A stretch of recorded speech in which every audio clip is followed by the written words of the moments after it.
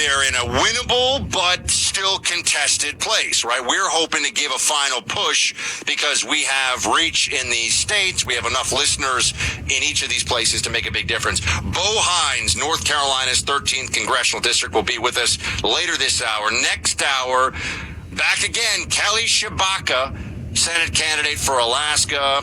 J.D. Vance, third hour, will be with us on the program. And also Hung Kao, who is running for Virginia's 10th Congressional District. Amazing life story. This guy's an American hero, combat in Iraq, Afghanistan, deployed to Somalia. So we've got amazing guests today. But Clay, let's just, before we get into all that, and we'll just have J.D. Vance make fun of Tim Ryan for a while, because that's obviously always entertaining, because Tim Ryan's, he's such a bad candidate. He's so disingenuous, dishonest. He's really the prototypical Democrat these days.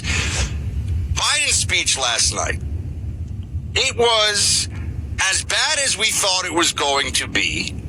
He starts out with the assault on Nancy Pelosi's husband, which is clearly the last-ditch effort of the Democrat apparatus. Think about how crazy this is, everyone.